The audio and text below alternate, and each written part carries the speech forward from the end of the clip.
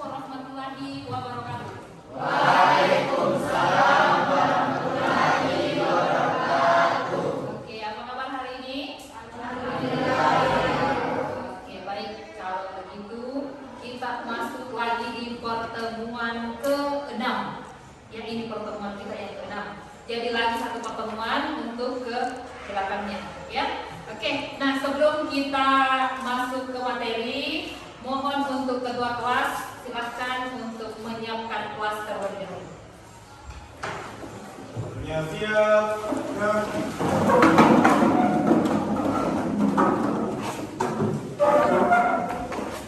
Sebelum saja marilah kita membaca doa dimulai. Selesai. Salam kepada Ibu Guru. Assalamualaikum warahmatullahi wabarakatuh. Waalaikumsalam warahmatullahi wabarakatuh. Bertempat.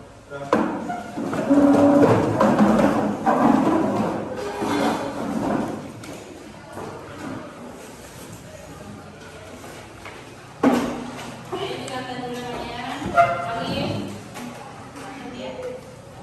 Reski, Agung, Alfian, Alim, Firda, Akila, Aulia, Dewa, Dewi, Dimas, Eka, Ella, Fahra, Fajar, Burkan,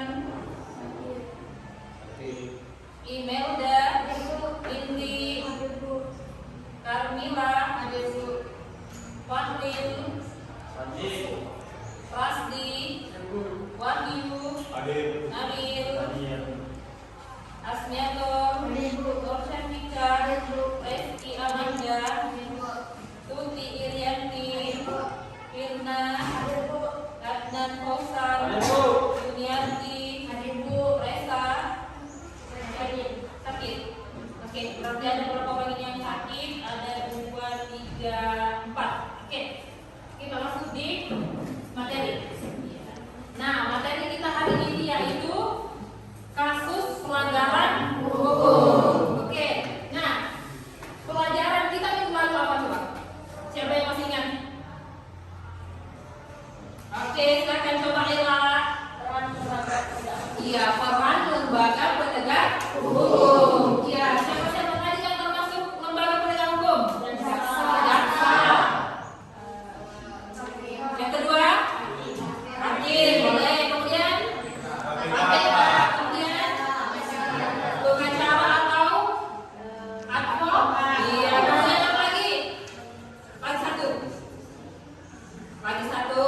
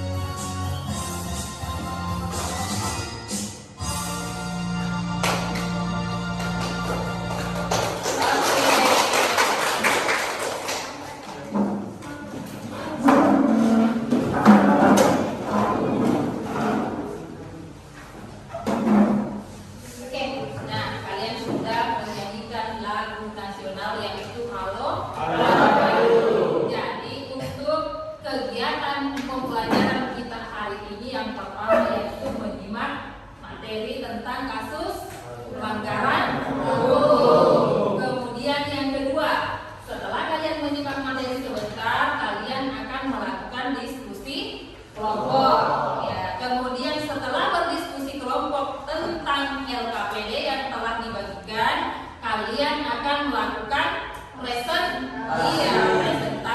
Nah, sebentar kalau misalnya ada yang presentasi, ada kelompok yang presentasi di depan, usahakan ada pertanyaan ataupun tanggapan dari kelompok lain. Oke, siap ya? Siap, harus siap. Kemudian yang terakhir adalah post test. Jadi sebentar ada post testnya. Kemudian setelah itu penilaian kita pada proses pembelajaran hari ini. Yang pertama penilaian pengetahuan. Nah, penilaian pengetahuannya itu terletak pada post test yang kalian kerjakan.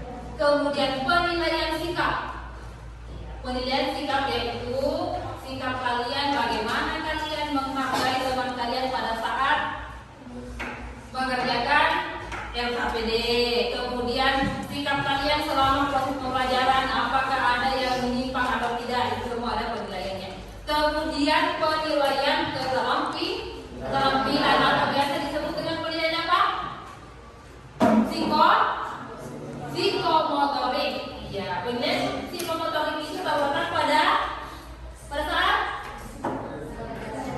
presentasi. Jadi ingat, kalau penilaian afektif berarti dia sikap. Kalau penilaian kognitif berarti dia pengetahuan.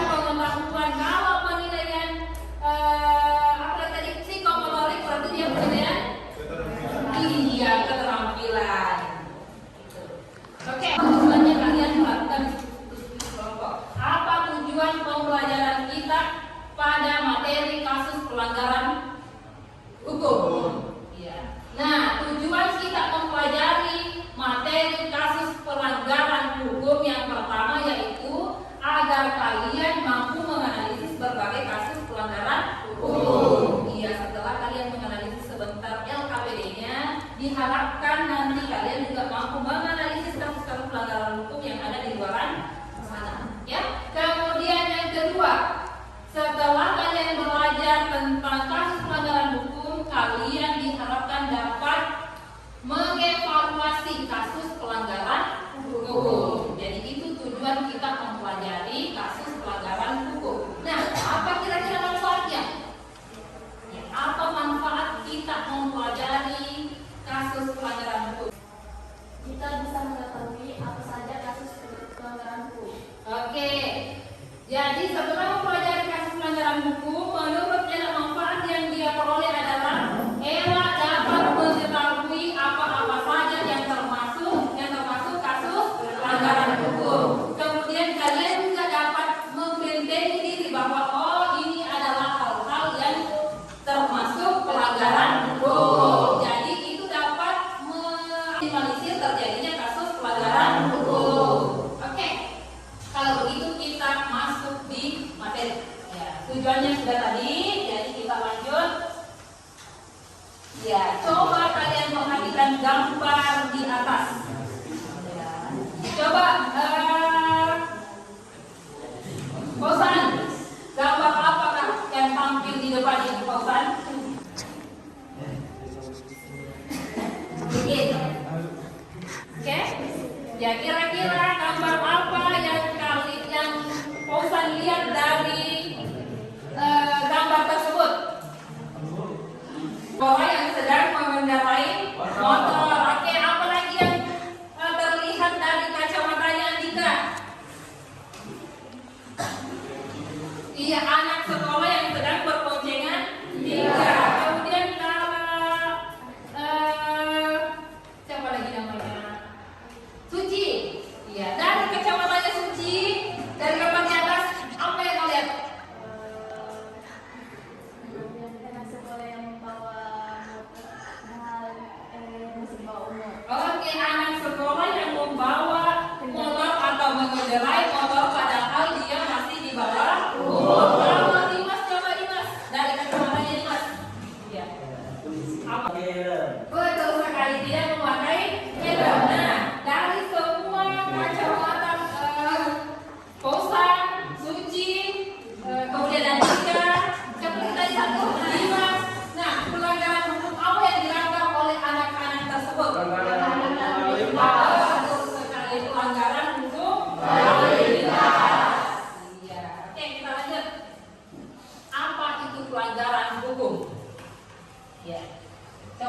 yang bisa? Sebelum kita masuk lebih jauh, kira-kira ada yang sudah terbayang apa itu pelanggaran hukum? Ada? Pelanggaran hukum. Yuniarti, bagaimana Yuniarti? Apa yang terlintas di kepalanya Yuniarti tentang pelanggaran hukum? Coba.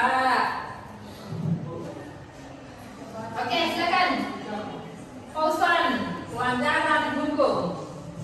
Perbuatan yang bertentangan dengan hukum. Betul sekali. Yang bertentangan dengan hukum. Iya, pelanggaran hukum disebut juga perbuatan melawan hukum. Ya, yang itu tindakan seseorang yang tidak sesuai atau bertentangan dengan aturan-aturan yang berlaku. Contoh misalnya kalian tidak memasukkan baju, nah itu melanggar aturan sekolah, berarti melanggar hukumnya sekolah. Kemudian datang terlambat berarti kalian melanggar aturan sekolah. Semua contoh-contoh kasus pelanggaran hukum. Tidak usah kita jauh di sekolah saja. Iya. Aturannya sekolah adalah parkiran harus dirapikan. Apakah parkiran kalian sudah rapi? Iya, berarti kalian melanggar hukum. Melanggar hukum SMA 22 Bone. Ya. Kalau kalian tahu bahwa itu pelanggaran hukum, maka sebaiknya diperbaiki parkirannya. Tidak boleh acak-acakan. Ya, kalian kan generasi Z. Ya. Iya, generasi Z itu berarti pikirannya berubah. Ya, jadi tidak boleh. Nah, pelanggaran hukum juga merupakan pengingkaran terhadap kewajiban yang telah ditetapkan oleh peraturan atau hukum yang berlaku. Oke, kita lanjut. Contoh pelanggaran hukum. Yang pertama apa? Alif Auliabri. Korupsi boleh. Dia masuk di urutan kedua. Contoh pelanggaran hukum korupsi. Nah, contohnya kemarin baru-baru ini terjadi adalah kasus suap oleh siapa? Hakim Agung. Iya. Kalau kasusnya Verdi Sambo itu dia masuk di iya. Kalau kasus korupsinya dia masuk di kasus Hakim Agung. Iya. Kasus Hakim Agung ini yang sudah melakukan korupsi di Indonesia, sudah ada 24 Hakim Agung yang terjerat kasus korupsi. Hakim Agung ini loh. Hakim itu adalah penentu keadilan. Dia yang memutuskan perkara, tetapi dia juga yang melakukan korupsi. Kira-kira bagaimana? Apa yang terjadi dengan Indonesia? Di mana keadilan? Ya, siapa yang memutuskan keadilan kira-kira kalau begini? Jantung keadilan Indonesia ada pada hakim, tetapi hakim sendiri ya. Berarti sistem hukum Indonesia yang tidak tidak baik-baik saja. Oke, kemudian contoh pelanggaran hukum selanjutnya apa? Agung. Mana Agung dan Miko? Apa Agung? Anarkis. Iya. Sikap anarkis ini biasanya terjadi di mana? Di depan kantor. Di mana?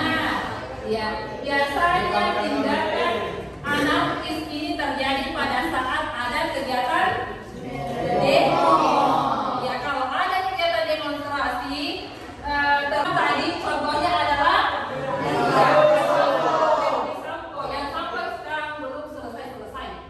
Iya, belum selesai. Baru masuk di sidang ketiga kayaknya. Ya. Oke, kemudian selanjutnya adalah masuk ke kasusnya Verdi Sambo ini 303. Kemudian pencurian. Kasus pencurian biasa terjadi di lingkungan kita tidak? Ya. Kelasnya tidak? Pulpen ya. Ya, yang sering mencuri pulpen ini jangan diulangi lagi ya. Meskipun kecil, kalau mengambil barang teman berarti itu termasuk kegiatan mencuri. Oke, selanjutnya apa lagi? Terorisme ini pernah terjadi di Papua, pernah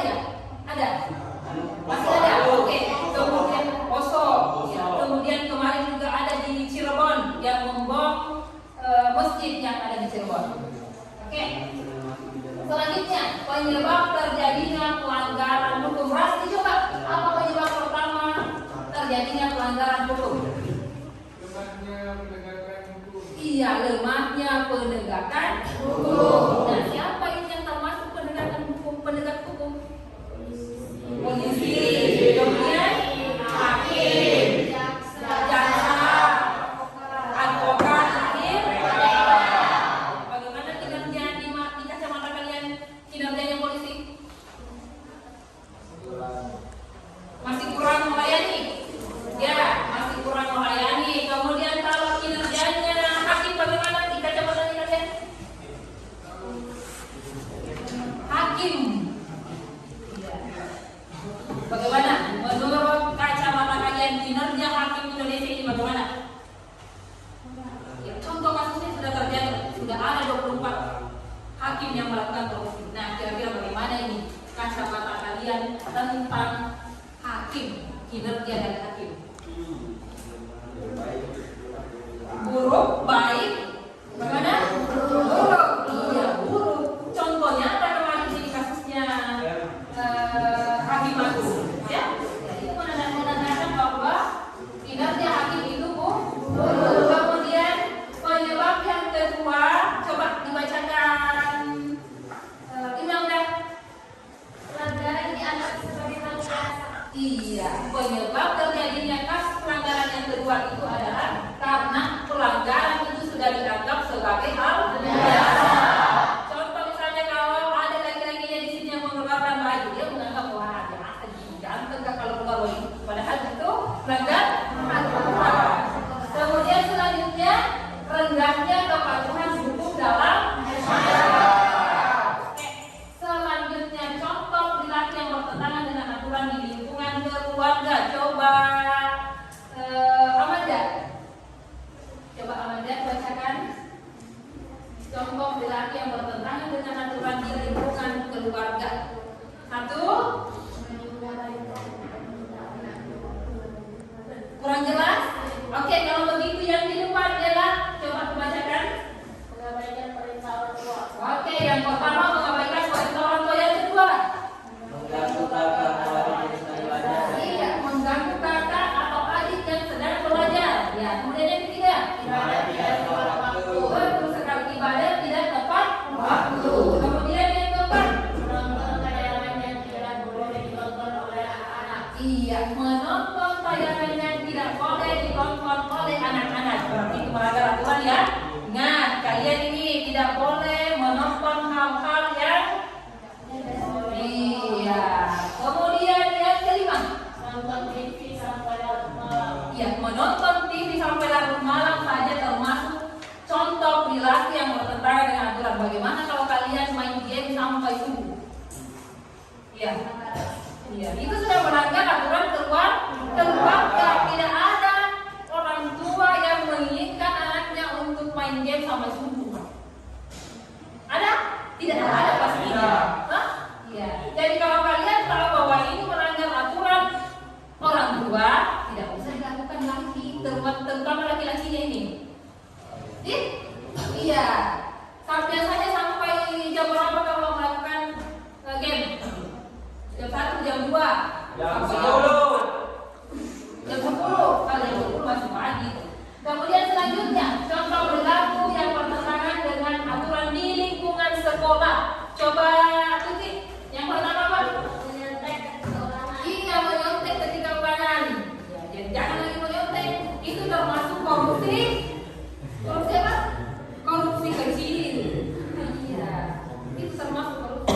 Kemudian yang kedua, Datang ke sekolah terlambat. iya datang ke sekolah terlambat. Ya. Kemudian yang ketiga, Bolos mengikuti pelajaran. bolos mengikuti pelajaran, tinggal di kantin. Kemudian yang keempat, Tidak memperhatikan penjelasan guru. iya, tidak memperhatikan penjelasan guru. Misalnya gurunya menjelaskan di depan, main mentong di belakang. Kemudian yang terakhir, Berpakaian tidak rapi. berpakaian tidak rapi.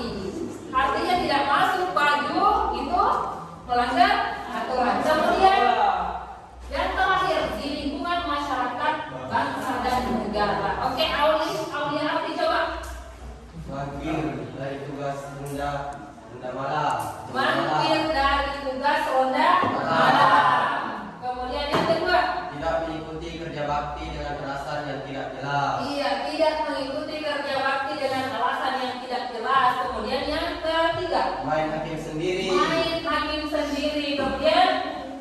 tidak memiliki KTP. Tidak memiliki KTP. Kalian sudah memiliki KTP? Sudah. Masih belum cukup umur. Kemudian Tidak mematuhi rambu-rambu lalu lintas. tidak mematuhi rambu-rambu lalu lintas. Ya. Kemudian selanjutnya silahkan kalian kerjakan LKPD yang ada di depan kalian. Ya. Untuk LKPD-nya ada 2 kasus yang kalian analisis. Yang pertama, kasus tentang apa? Kasus tentang uang palsu. Kemudian yang kedua, ya, kasus tentang penjualan ganja. Nah, silakan dianalisis kedua kasus tersebut, kemudian jawab pertanyaannya. Untuk soal nomor 1 sampai 3 itu dikerjakan oleh kelompok ganjil. Siapa kelompok ganjil? 1 dan 3. Kemudian untuk kelompok genap mengerjakan soal dikerjakan oleh 2 dan 4. Oke, silakan dikerjakan LKPD-nya. Kalau ada yang tidak dipahami, tolong bertanya.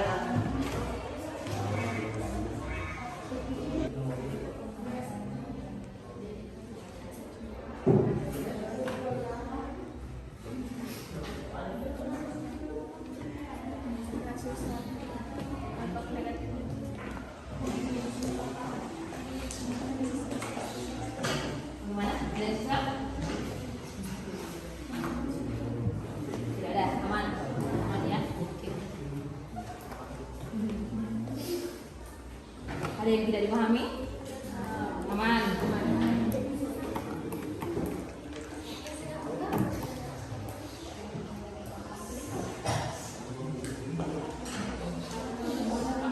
Aman? Ikuti aman?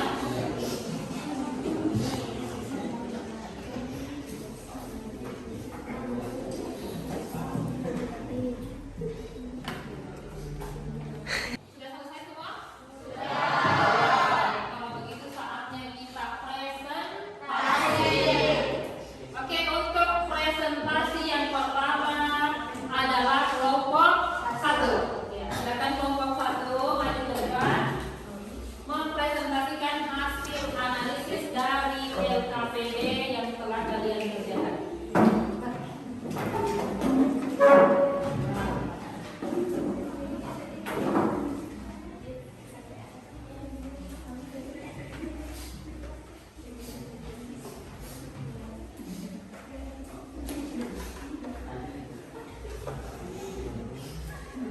Baik, assalamualaikum warahmatullahi wabarakatuh.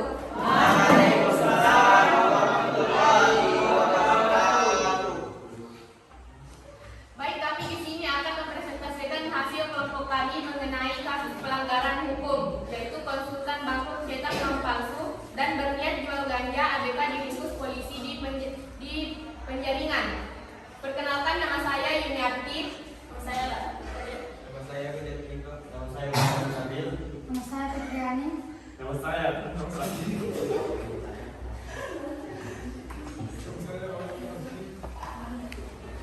Baik, materi akan dibacakan oleh Ella Saputri. Setelah kami menganalisis kedua kasus tersebut, maka faktor penyebab terjadinya 2 kasus tersebut yaitu faktor penyebab adalah karena faktor peningkatan ekonomi.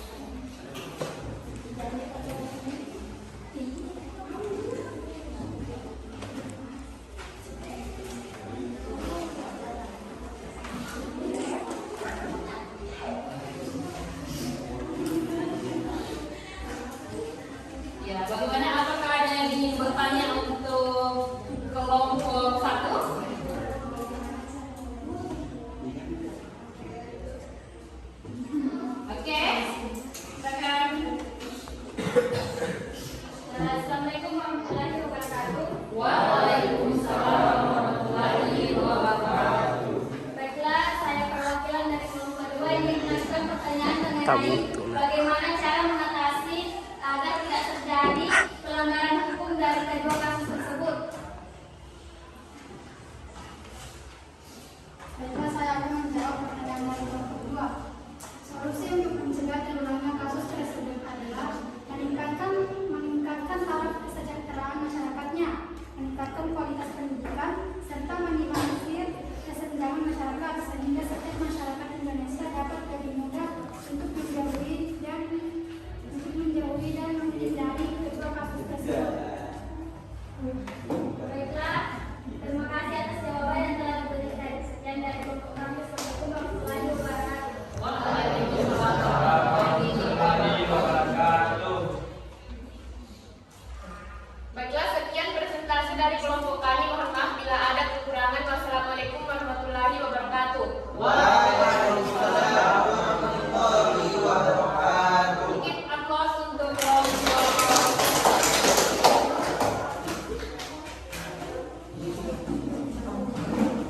Selanjutnya kelompok 2.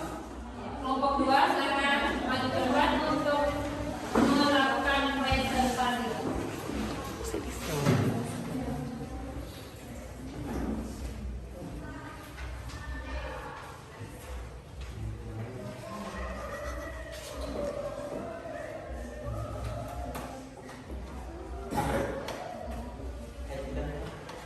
Assalamualaikum warahmatullahi wabarakatuh. Waalaikumsalam warahmatullahi wabarakatuh.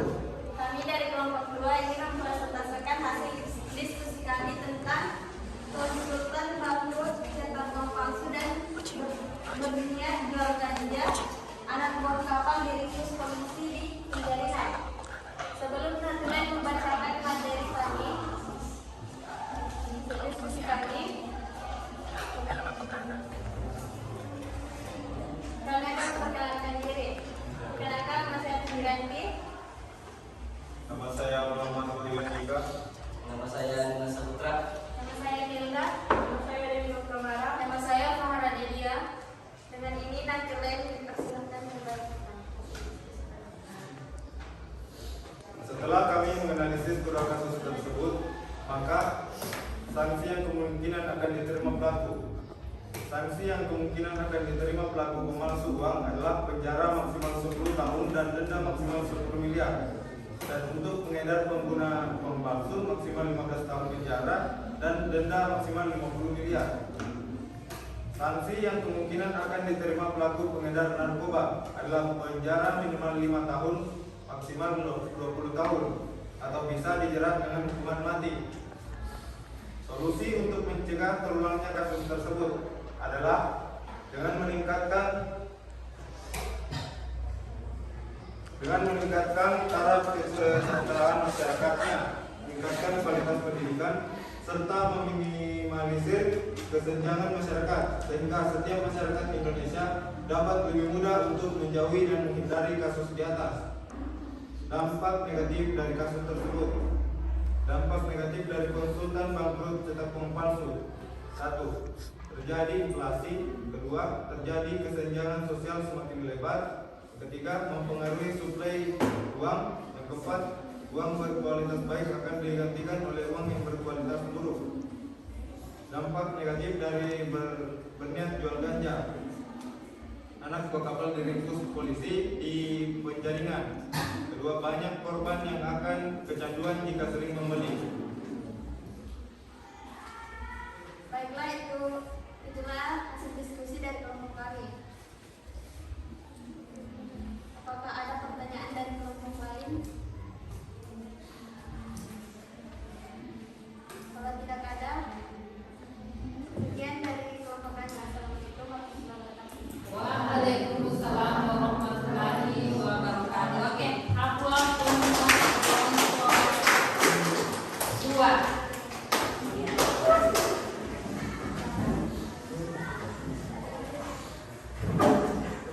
Selanjutnya kelompok 3. Kelompok 3 silakan maju ke depan mempresentasikan hasil diskusi dari LKPD kalian.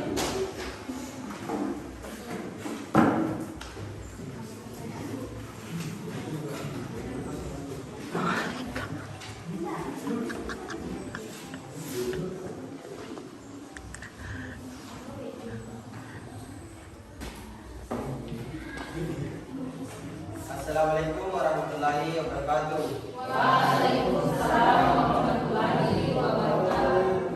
Baiklah, kami akan mempresentasikan hasil diskusi dari kelompok kami, yaitu menganalisis kedua kasus tentang konsultan bangkrut cetak uang palsu. Melihat jual ganja ABK diringkus polisi di penjaringan.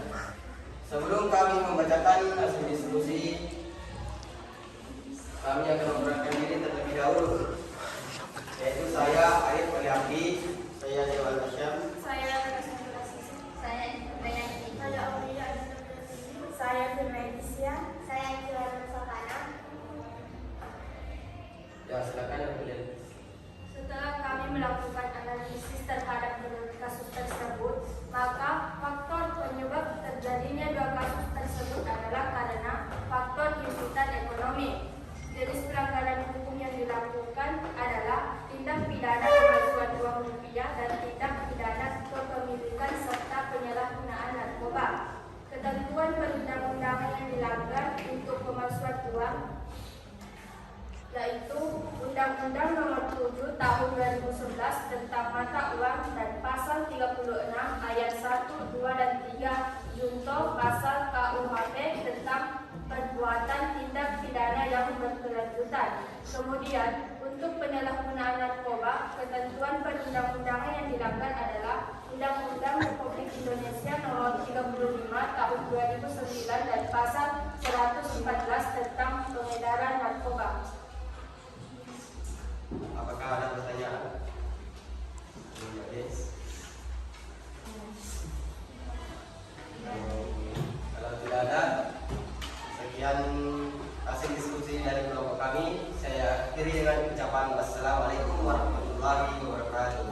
Waalaikumsalam warahmatullahi wabarakatuh.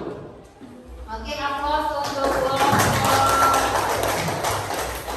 3.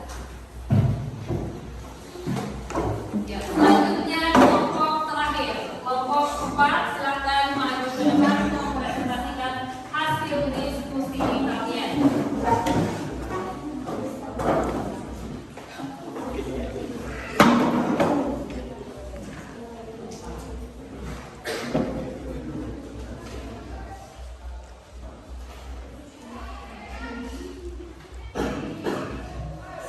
Assalamualaikum warahmatullahi wabarakatuh. Waalaikumsalam warahmatullahi wabarakatuh. Perkenalkan, kami dari kelompok 4 akan mempresentasikan hasil diskusi kelompok kami tentang konsultan bangkrut cetak palsu dan berniat jual ganja. ABK diringkus polisi di penjaringan. Sebelum Natolen membacakan materi, perkenalkan, nama saya Nabilawati. Perkenalkan, nama saya Nusyufika. Nama saya Indri. Nama saya Rizky Amanda. Nama saya Rizky Ramadhani. Nama saya Fajar Alam. Nama saya Priyan. Baik, persilahkan untuk Natolen. Setelah kami menganalisis kedua kasus tersebut, maka yang kami dapatkan adalah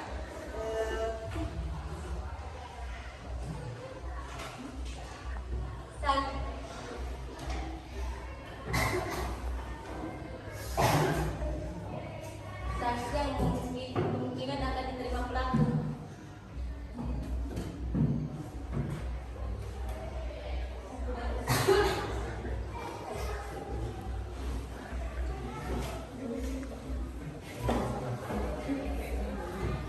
Kasus pertama, pelaku dapat diberi sanksi pidana paling lama 4 tahun sesuai pasal 378 KUHP dengan ancaman hukuman maksimal 4 tahun penjara. Kasus kedua, tersangka dapat dijerat pasal 3 dan pasal 111 dan pasal 112 Undang-Undang Narkotika Nomor 35 Tahun 2009 atas kepemilikan penyalahgunaan narkotika dengan ancaman hukuman penjara minimal 5 tahun dan paling lama 20 tahun, atau pasal 114 tentang pengedaran narkoba dengan ancaman hukuman mati. Solusi untuk mencegah terulangnya kasus tersebut: yang pertama, meningkatkan taraf kesejahteraan masyarakat, meningkatkan kualitas pendidikan dilakukan serta meminimalisir kesenjangan masyarakat sehingga setiap masyarakat Indonesia dapat lebih mudah untuk menjauhi dan menghindari kasus kriminal. Kasus kedua, sosialisasi kepada masyarakat terhadap bahaya dan ancaman peredaran narkoba. Masyarakat harus lebih berperan aktif untuk lebih waspada terhadap lingkungannya. Dampak negatif dari kasus tersebut pertama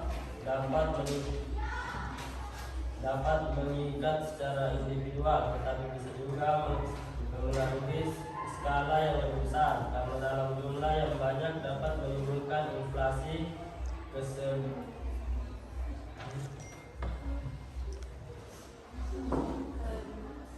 karena banyaknya masyarakat yang mengira uang palsu tersebut adalah uang asli yang lambat laun akan menghasilkan ekonomi. Kasus kedua, banyaknya korban yang kecanduan memakai ganja dan dapat menyebabkan penjual atau pemakai ganja ditangkap polisi. Sekian.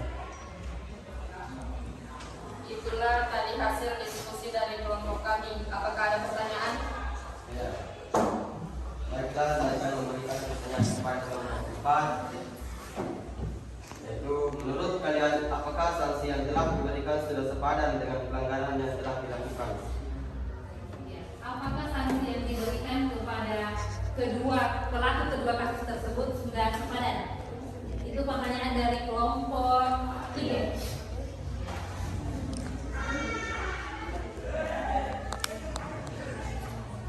Silakan kelompok 4. Baiklah, saya akan menjawab pertanyaan dari kelompok 3. Apakah sanksi telah sepadan dengan pelanggaran yang dilakukan? Sanksi yang diberikan sudah sepadan, karena menurut pemerintah, penipuan itu termasuk penipuan ringan, dan jika penipuan yang berat atau banyak merugikan orang lain, maka hukumannya lebih berat. Ya. Apakah jawabannya sesuai? Ya, terima kasih. Baik, sekian presentasi dari kelompok kami. Lebih dan kurangnya mohon dimaafkan. Kami akhiri dengan ucapan Assalamualaikum warahmatullahi wabarakatuh. Waalaikumsalam warahmatullahi wabarakatuh.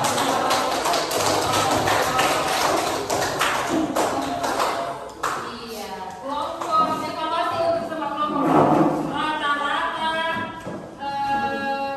disiplin kalau kelompok satu tadi disiplin. Kemudian kalau komunikatif oke, sudah komunikatif. Kemudian kurang fokus. Untuk kelompok 2 ya komunikatifnya ya kurang komunikatif. Kemudian tidak yakin dengan apa yang diucapkan. Kemudian kalau disiplin oke, lumayan. Kemudian kelompok 3 agak kurang pede. Ya, ada intonasi bahasa yang naik kemudian turun. Ya, kalau disiplin oke, disiplin. Komunikatif cukup. Kemudian untuk kelompok 4 tidak yakin dengan apa yang akan diucapkan, ya banyak sekali jeda, ya. Kemudian kurang pede, kemudian kurang komunikatif juga, ya, karena sudah semuanya presentasi mulai dari 1 sampai 4, jadi untuk mengakhiri kegiatan kita pada hari ini, jadi kalian akan ibu berikan post test ya untuk penilaian pengetahuan. Post testnya hanya ada 2 soal, tidak lama, 3 menit saya rasa selesai karena berkaitan dengan apa yang kalian pelajari. Untuk Dewi, mohon disebar ke grup WhatsApp-nya untuk soal post testnya. Ibu berikan waktu 3 menit, bisa selesai. Sudah? Oke, silakan dijawab.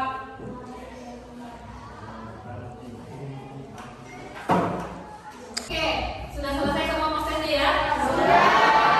Kalau begitu kita simpulkan materi kita pada hari ini. Ya, saya minta untuk Junior Yuniati untuk menyimpulkan materinya. Kesimpulan terkait pembelajaran kita hari ini mengenai kasus pelanggaran hukum yaitu kita mengetahui apa saja kasus pelanggaran hukum yang sering terjadi, misalnya anarkisme, pembunuhan, pencurian, korupsi, terorisme, dan juga kita mengetahui apa saja pelanggaran hukum yang biasa terjadi di lingkungan keluarga, sekolah, masyarakat, bangsa, dan negara. Sekian kesimpulan yang dapat saya berikan. Oke, terima kasih untuk teman kita Yuniati. Aplaus dulu.